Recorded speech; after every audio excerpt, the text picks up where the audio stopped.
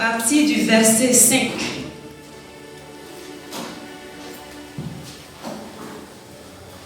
Jusqu'au verset 18. Nous allons nous arrêter au verset 18, sinon nous pouvons continuer la lecture à la maison. Alléluia. Qui a sa Bible ce matin? Luc chapitre 1. À partir du verset 5. Je lis la parole du Seigneur. Du temps d'Hérode, roi de Judée, il y avait un sacrificateur nommé Zacharie, de la classe d'Abia. Sa femme était d'entre les filles d'Aaron et s'appelait Élisabeth. Tous deux étaient justes devant Dieu, observant d'une manière irréprochable tous les commandements et toutes les ordonnances du Seigneur. Ils n'avaient point d'enfant, parce qu'Élisabeth était stérile, et ils étaient l'un et l'autre avancés en âge. Or, pendant qu'il s'acquittait de ses fonctions devant Dieu, selon le tour de sa classe, il fut appelé par le sort. D'après la règle du sacerdoce, à entrer dans le temple du Seigneur, offrit le parfum, au verset 10. Toute la multitude du peuple était dehors en prière et à l'heure du parfum. Alors, un ange du Seigneur apparut à Zacharie et se tient debout à droite de l'autel des parfums. Zacharie fut troublé en le voyant et la frayeur s'empara de lui. Mais l'ange lui dit: ne crains point, Zacharie, car ta prière a été exaucée. Ta femme Élisabeth enfantera un fils et tu lui donneras le nom de Jean. Il sera pour toi un sujet de joie et d'allégresse, et plusieurs se réjouiront de sa naissance. Car, verset 15, car il sera grand devant le Seigneur, il ne boira ni vin, ni liqueur et ni boîte, et il sera rempli de l'Esprit Saint dès le sein de sa mère. Au verset 16, il ramènera plusieurs des fils d'Israël au Seigneur, leur Dieu. Il marchera devant Dieu avec l'esprit et la puissance de l'île, pour ramener les cœurs des pères vers les enfants et les rebelles à la sagesse des justes, afin de préparer au Seigneur un peuple bien disposé. Amen. Amen. Sois béni. Je vais refaire la lecture. Au temps d'Hérode, roi de Judée, il y avait un prêtre, dans certaines versions des sacrificateurs, c'est la même chose, un prêtre nommé Zacharie, de la classe d'Abia, et sa femme était d'entre les filles d'Aaron et s'appelait Élisabeth. Et ils étaient tous deux justes devant Dieu, marchant dans tous les commandements et dans toutes les ordonnances du Seigneur sans reproche. Et ils n'avaient pas d'enfant parce qu'Élisabeth était stérile et qu'ils étaient tous deux fort avancés en âge. Or, il arriva, comme Zacharie exerçait la prêtrise devant Dieu selon l'ordre de sa classe, il fut appelé par le sort, selon la coutume d'exercer la prêtrise, à entrer dans le temple du Seigneur pour offrir le parfum. Toute la multitude du peuple était dehors en prière à l'heure du parfum. Et l'ange du Seigneur lui apparut et se tint debout à droite de l'autel des parfums. Zacharie fut troublé quand il le vit et il fut saisi de crainte. Mais l'ange lui dit: Zacharie, ne crains pas, car ta prière est exaucée. Et Élisabeth, ta femme, t'enfantera un fils et tu lui donneras le nom de Jean. Il sera pour toi le sujet d'une grande joie et d'allégresse, et plusieurs se réjouiront de sa naissance. Car il sera grand devant le Seigneur, il ne boira ni vin, ni boisson forte, et il sera rempli du Saint-Esprit dès le ventre de sa mère. Et il ramènera plusieurs des enfants d'Israël au Seigneur leur Dieu, car il marchera devant lui, animé de l'esprit, de la puissance d'Élie, pour ramener les cœurs des pères vers les enfants et les rebelles à la sagesse des justes, pour préparer au Seigneur un peuple bien disposé. Alléluia. Gloire à Jésus. Qui a compris quelque chose? Tout ce que nous venons de lire. Ici, la Bible nous raconte une histoire. Et cette histoire est différente d'une parabole. Bien sûr que la parabole est une histoire, mais la différence est que dans la parabole, les faits et les événements ne sont pas réels. Alors que là, ici, Élisabeth a bel et bien existé. Zacharie a bel et bien existé. Amen. Alléluia. Alors que la parabole, c'est une vérité, c'est des événements, des faits qu'on prend, mais qui ne sont pas réels dans le but d'illustrer une vérité spirituelle, d'amener la personne à comprendre ce qui ressort de cette parabole. Alléluia. Ici, la Bible nous parle d'un couple. La Bible dit que Zacharie était sacrificateur et Élisabeth, sa femme, et donc fait partie de la lignée d'Aaron. Or, nous savons qu'Aaron est le premier souverain sacrificateur. Alléluia. Et si c'était à notre temps, il serait dit que c'est un couple pastoral. Si c'était à notre temps maintenant, on va dire que c'est un couple pastoral. Puisque la Bible dit qu'ils étaient au service du Seigneur. Alléluia. Mais quand je lisais ce passage, je ne vais pas ce matin parler de la naissance de Jean-Baptiste, mais il y a quelque chose que le Seigneur veut que nous comprenions au travers de cette histoire qui a été contée. Parce que tout ce qui est dans la Bible est fait pour nous enseigner, pour nous illustrer une vérité, pour que nous puissions appliquer cela à notre vie, pour avancer dans la foi chrétienne. Alléluia. Mais je me suis intéressée au couple Zacharie. L'Esprit de Dieu a attiré mon attention sur le couple Zacharie. Et qu'est-ce qu'il va m'enseigner? Je voudrais ce matin le partager avec le peuple de Dieu. Alléluia. Alléluia. Toi et moi, nous avons accepté le Seigneur Jésus. Nous lui avons donné notre vie en sacrifice.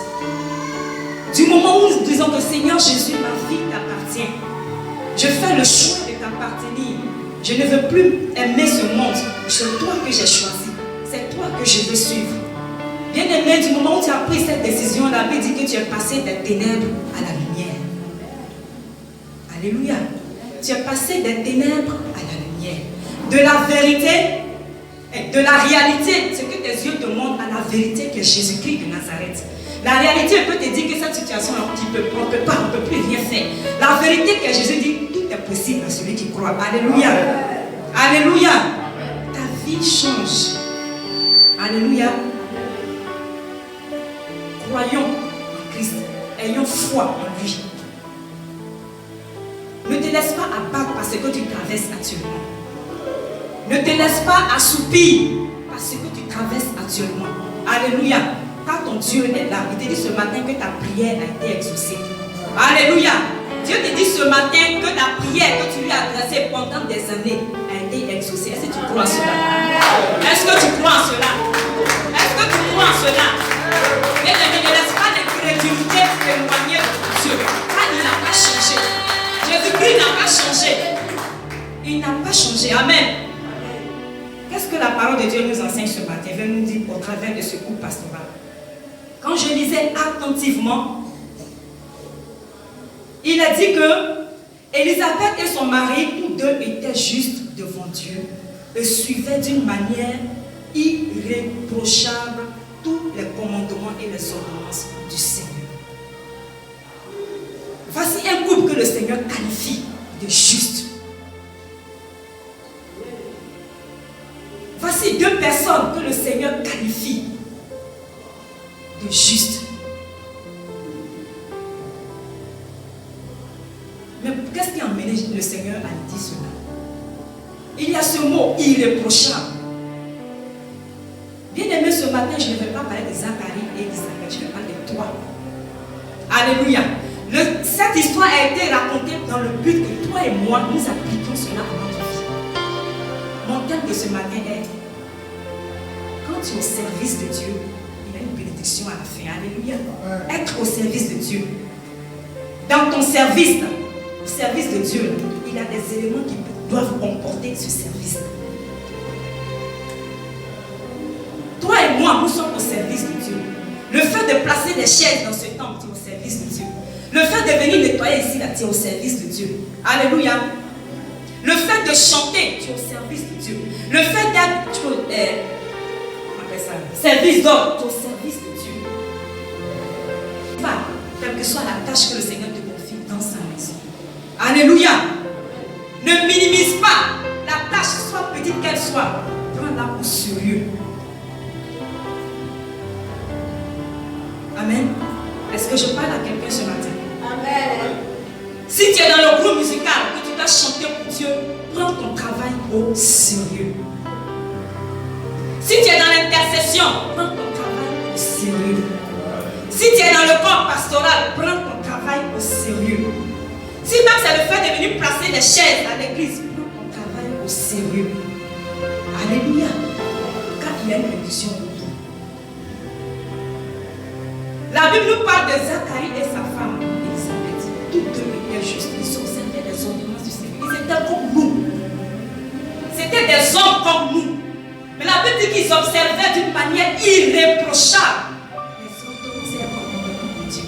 N'est-ce pas ces mêmes commandements que Dieu nous donne aujourd'hui? La Bible est toujours d'actualité. La Bible n'a pas changé. Elle n'est pas au passé ni au présent, mais elle est toujours d'actualité. Ces mêmes ordonnances-là, c'est ce que Zacharie et sa femme appliquaient à leur vie. Et Dieu les a déclarés justes, d'une manière irréprochable. Est-ce que Dieu peut dire de toi ce matin que tu es irréprochable? Est-ce que je parle à quelqu'un ce matin?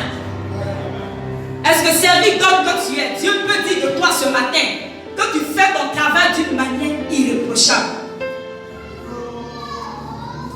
Est-ce que chante de l'Éternel que tu es, Dieu peut dire de toi ce matin que tu exerces ton ministère d'une manière irréprochable? Est-ce que pasteur que tu es, Dieu peut dire de toi, mon serviteur, ma servante, je suis content de toi?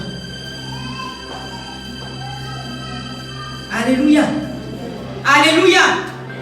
Alléluia.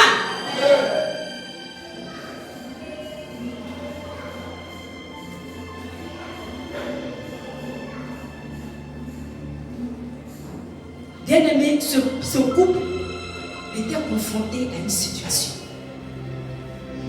La stérilité frappait. La stérilité était comme une montagne au sein de ce couple. Mais ça ne les a pas empêchés de servir à Dieu. Alléluia. Il y avait deux obstacles dont ce couple était confronté. La stérilité et la vieillesse.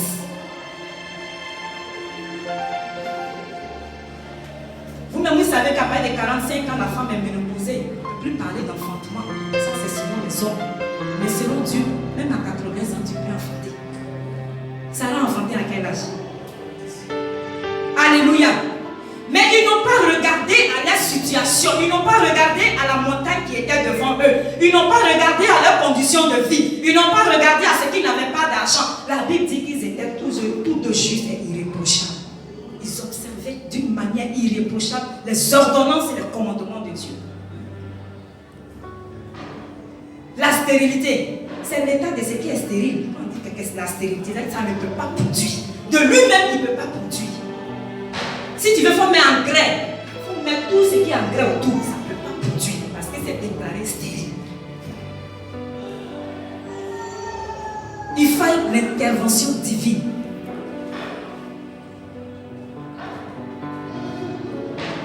Ce matin, je vais interpeller quelqu'un dans le service de Dieu que tu fais. Ne sois pas oisif dans la maison de Dieu. Et si une tâche qui t'a été confiée, fais-le fidèlement. Alléluia. Dans cette première partie du verset que nous venons de lire, c'est parce que ce couple-là a eu foi en Dieu, a cru en Dieu. Alléluia. C'est parce que tu crois en Dieu que ce matin tu es assise là. C'est parce que tu crois en Dieu que ce matin tu viens chanter pour lui. C'est parce que tu crois en Dieu que ce matin tu t'es lavé, tu t'es bien habillé, que je vais adorer le roi des rois. Parce que c'est ce qu'il a fait pour moi, là, je ne peux pas payer la facture. C'est parce que tu as confiance en lui que tu t'es déplacé pour venir. Amen. Dans le service de Dieu, la foi fait partie.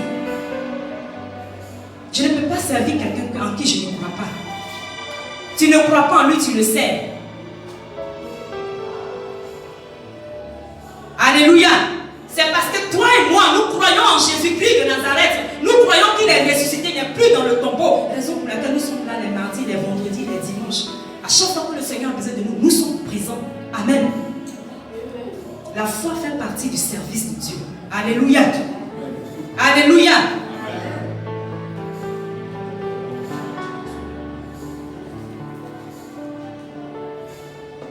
C'est tout à l'heure que la stérilité d'Élisabeth était stérile. Elle n'a pas dit Seigneur, comme je suis stérile et depuis un bon moment, je prie pour avoir un enfant. Je ne vois pas. Depuis j'étais jeune. Je suis à ton service, je fais fidèlement. Toi-même, tu m'as dit que tout ce que je fais là, c'est bien. Mais pourquoi depuis je ne vois pas mon enfant? La Bible ne dit pas que Élisabeth, le couple s'est découragé. La Bible ne mentionne pas ici que le couple s'est assis, ne servait plus l'Éternel parce qu'il s'était découragé. Les chrétiens du 21e siècle, quand nous prions pour un sujet qui tarde 1 mois, 2 mois, 3 mois, si ça fait 1 an, là, c'est fini. Dieu ne peut plus rien faire pour moi. On est découragé, abattu. On prend même la décision de ne plus le servir parce qu'on ne voit rien en prison. La persévérance dans le service de Dieu. C'est ce deuxième point que j'ai relevé. Alléluia. La persévérance étant au service de Dieu. Quel que soit ce que tu as demandé à Dieu, persévère dans la prière et n'abandonne pas la foi. Alléluia. Ce que tu faisais, continue de le faire avec amour, avec dévotion. Il te voit. Il ne t'a pas oublié. Zacharie veut dire l'Éternel s'est souvenu. Ce n'est pas pour dire qu'il n'avait oublié. Il n'oublie personne. C'est le français qui le dit. Zacharie signifie l'Éternel se souvient. L'Éternel s'est souvenu. Pour dire que sa prière a été exaucée. Amen. La persévérance dans ce que tu fais. Quelle que soit ce que la tâche que tu fais dans l'église, persévère. Même si elle est minime, fais-le bien avec amour. Amen.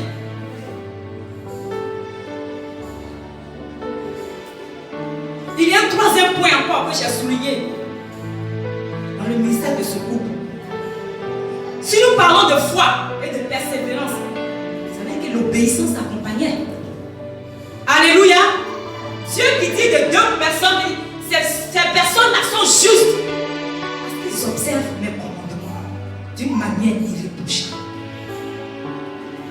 Depuis leur jeunesse jusqu'à leur vieillesse. La Bible dit qu'ils étaient fort avancés en âge. Quelqu'un qui a avancé en âge, ce n'est pas écrit, mais on sait que c'est à partir de peut-être 70 ans, 80 ans. C'est ce que moi je dis, la Bible ne mentionne pas cela. Alléluia. Et ce que la Bible ne mentionne pas, moi je n'ai pas le droit de le dire. Alléluia. Ils étaient fort avancés en âge. Ils pouvaient se décourager. Ils pouvaient abandonner le service.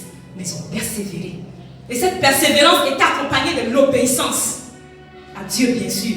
Le fait de venir à l'heure de la prière, le fait de venir tout le temps, lorsque le Seigneur avait besoin de lui, le fait de venir officier la prière du soir, brûler le parfum à l'autel, son cœur était attaché à l'obéissance à Dieu. Amen. C'est parce qu'il aimait ce Dieu en qui il a mis sa confiance. Il aimait ce Dieu-là. Chaque fois il était là, quand Dieu avait besoin de lui. Il ne disait pas non, aujourd'hui je dois aller quelque part, Seigneur, il faut m'excuser aujourd'hui. Bon, aujourd'hui là vraiment, on a toujours des trucs à faire. Zacharie, à l'heure de la prière, était à la prière. Aujourd'hui, il faut supplier les gens pour venir à la prière. Alléluia. À l'heure de la prière, le peuple était là. Zacharie était là, il officiait la prière. L'obéissance. Le dimanche passé, nous avons vu l'obéissance.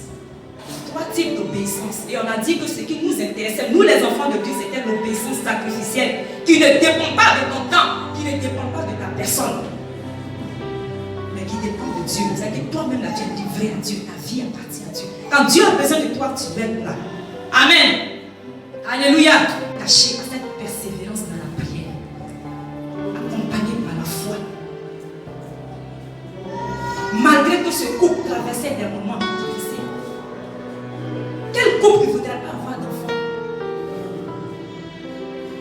Les enfants, c'est la bénédiction de Dieu. Mais ils ont fait fi de tout ça. Pourtant, ils étaient dans le besoin. Ils priaient dans le secret. Mais cela ne les a pas empêchés de continuer, de persévérer dans le service de Dieu. Zacharie pouvait dire, depuis je suis jeune, je suis avec ma femme. Jamais elle n'a été enceinte. Seigneur, je suis découragée. Seigneur, c'est bon comme ça. Seigneur, je ne veux plus. Mais à l'heure du parfum, à l'heure de la prière, Zacharie est porté avec sa femme. Le peuple, tout le peuple est en prière dehors, soutenant l'homme de Dieu.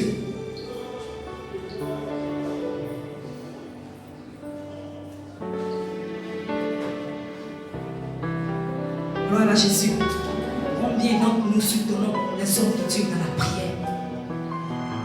Pendant que ces hommes de Dieu cherchent la face de Dieu pour vous communiquer la pensée de Dieu, combien d'entre vous qui prenez le temps d'être à la brèche pour eux? Mais il suffit qu'ils tombent, ou bien elles tombent. Ah non, c'est là vraiment, on est prêt à faire un journal. Ce n'est pas de ça que je vais parler ce matin. J'exhorte chacun de nous ici à servir Dieu fidèlement. Alléluia. Alléluia. Et la fidélité accompagne aussi l'obéissance. Dans le service de Dieu, ce couple que ton serviteur, voilà ces points que j'ai pu relever. Après l'obéissance, j'ai relevé la fidélité dans ce qu'il faisait. Depuis leur jeune âge jusqu'à leur vieillesse, ils étaient toujours au service de Dieu. La fidélité dans le service de Dieu. On peut te confier une petite tâche. Tu vas dire, comme c'est petit, non, tu ne prends pas cela au sérieux. Mais Dieu te regarde. Quand tu seras fidèle dans ces petites choses-là, il va te confier des grandes choses. Alléluia. Alléluia. Quand tu seras fidèle dans les petites choses, même si c'est pas mieux, tu attrapes, comme même l'argent de Dieu, tu es fidèle comme ça. Il va te confier des grandes choses. Alléluia. Si c'est pour venir chanter, tu prends tellement cela au sérieux. Ta vie de sanctification.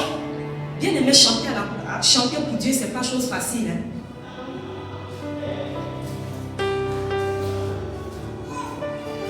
Gloire à Jésus. Pour dire que toute activité dans la maison de Dieu, il ne faut pas minimiser cela. Même si c'est pour venir placer chaise, fais cela fidèlement.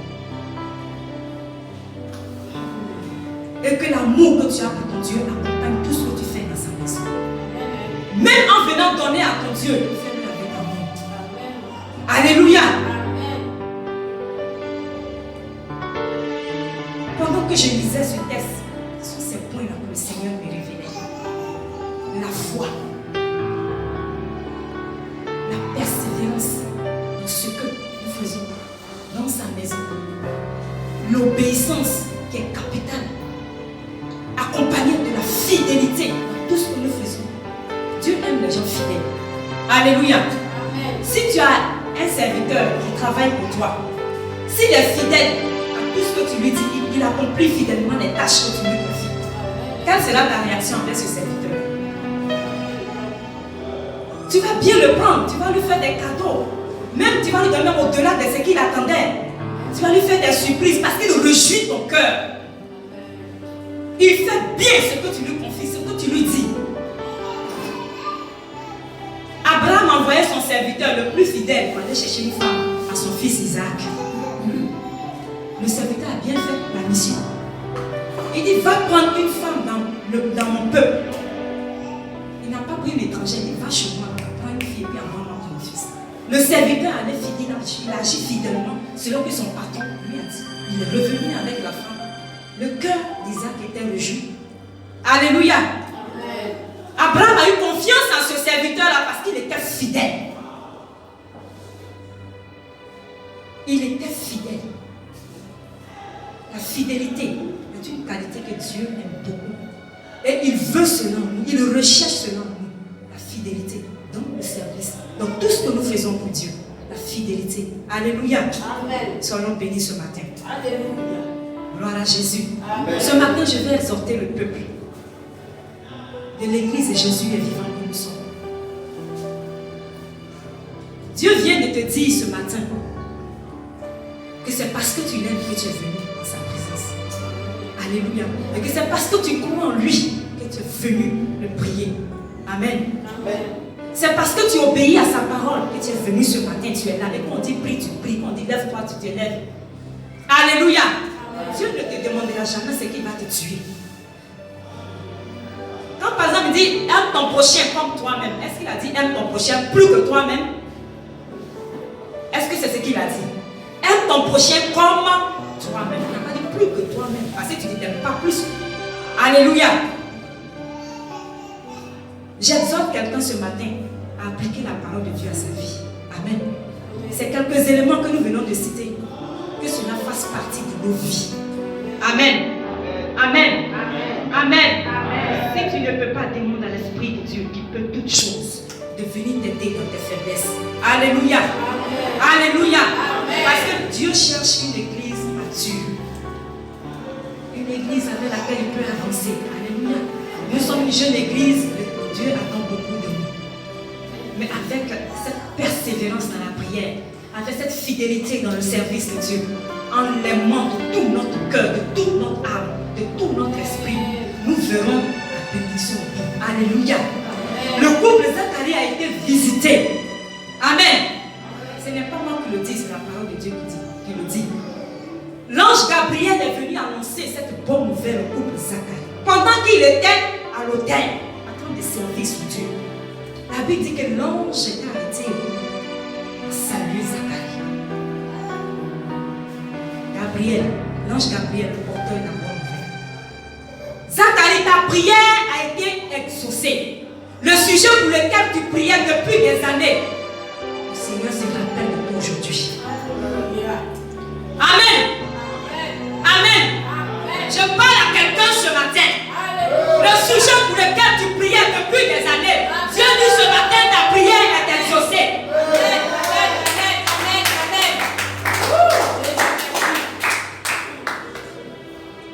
Zacharie a posé la question à l'ange, mais comment cela se fera? Ma femme et moi, nous sommes avancés en âge. Bien-aimé, ne considère pas ce que tes yeux voient qui est la réalité. Amen. Mais considère la vérité qui est Jésus-Christ de Nazareth. Amen. Est-ce que je parle à quelqu'un ce matin? Alléluia. Ne considère pas ce que tes yeux voient qu'on appelle la réalité. Mais considère la vérité qui est Jésus-Christ de Nazareth à qui tout est possible. Amen. Et il te dit que tout est possible à celui qui croit. Amen. Amen. Le couple a été visité. Un enfant leur a été donné. Jean-Baptiste. Dans sa vieillesse. Ton temps n'est pas celui de Dieu. Amen. Ton temps n'est pas celui de Dieu. Tu as prié 1 mois, 2 mois, 3 mois. Toi, tu dis c'est trop. Dieu te dit ce n'est encore rien. Est-ce que tu pries actuellement pour travailler? Parce que tu traverses une situation de pauvreté tellement outrance que tu ne peux pas supporter. Mais si actuellement précis, Dieu te donne le travail, c'est sûr qu'on ne va plus te voir dans sa maison. Il attend de te former, de te bénir. Amen. Amen. Il attend de te former, de te donner le travail. Quand tu vas quitter au travail, tu vas venir. C'est si tout fraîchement il t'apporte cela, tu vas déserter les lieux. Il sait ce qui est bon pour toi. Amen. Il a donné Jean-Baptiste au couple Zacharie. Il a apporté la joie dans le couple Zacharie. Parce qu'il a vu leur fidélité dans le service. Il a vu leur persévérance dans le service. Il a vu la foi que ce couple manifestait envers le Dieu. Il a vu aussi l'obéissance de ce couple. Toujours là, à l'heure de la prière. Zacharie était toujours à son poste. Et Dieu l'a visité par la naissance de cet enfant. Dieu a comblé le vide que ce couple-là. Alléluia. Alléluia. Amen. À qui la parole de Dieu a fait du bien ce matin? Amen. Je ne te demande pas d'applaudir. Je demande à qui est-ce que la parole de Dieu a fait du bien ce matin? Parce que l'objectif que nous voulons atteindre, c'est que la parole de Dieu ait son effet dans le cœur. Alléluia. Que la parole de Dieu ait son effet dans le cœur de chacun. Une transformation radicale. Amen.